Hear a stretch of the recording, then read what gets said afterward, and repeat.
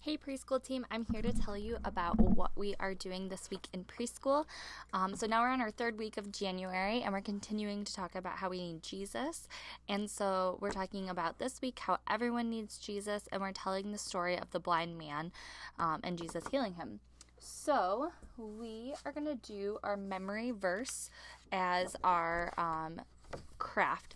Now this is a super simple craft because it's all about balance. Sometimes, like in kids choir or on a regular weekend, we have a hard craft, and sometimes we do a simple craft.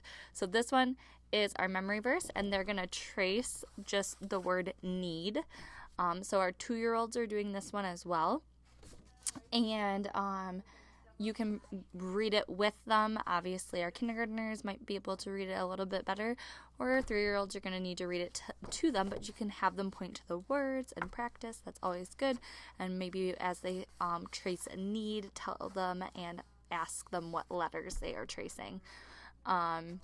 So they can color all over this picture, as I did, and then we're going to have sticker sheets with some smiley faces and some hearts and stars or whatever, just some stickers where everyone's going to get a sheet of stickers that they can add to their picture.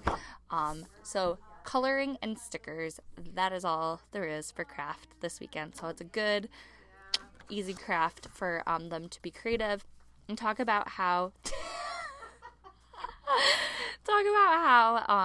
Jesus is everything that we need. But then we can talk about what are some things that we need and how does God provide those things, and talk about all of those conversations with them at the tables while they are coloring. And you can review the story with them. The activity kind of flows into a little reminder for the story, or if you do the activity first, it's also a good setup for the story. So the activity, since we're talking about the blind man, we are going to do a activity where we're going to wrap some items in aluminum foil. So you're going to have some aluminum foil, and you're just going to take a few items, maybe 5 from your classroom, and you're going to wrap them in aluminum foil. So, for example, I had a crayon right here. I'm going to take a crayon. This is kind of a big sheet for a crayon. I'll make it a little bit smaller. I honestly don't even need hardly any for a crayon. I can probably just rip a little piece off. There we go. So you're just going to wrap the item in aluminum foil. Pre-do this before your small group or before they get to the room. So pick your items. And then you're going to have, so this is one item, and then I'm not sure, we could do, let's see. Well, you're not going to do this in your classroom. Maybe pick some food out of the kitchen area, but I'm going to do my scissors. It's the other thing at my desk. So you're going to have your items wrapped in aluminum foil. Instead of using our eyes, friends, we're going to use our hands to feel what it is. So they're guessing what is in the aluminum foil, and then you can unwrap it and show them if they got it right, or however you want to do that. Pass it around, let some kids feel. Definitely don't wrap scissors.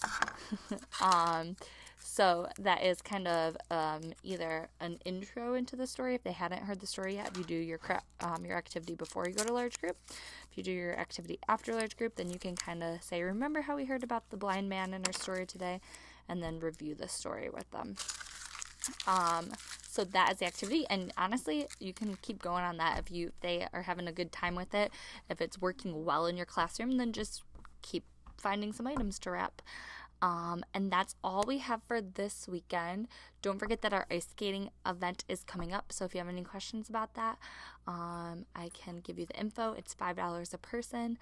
And I hope to see you at that. And I'll see you this weekend. Bye, guys.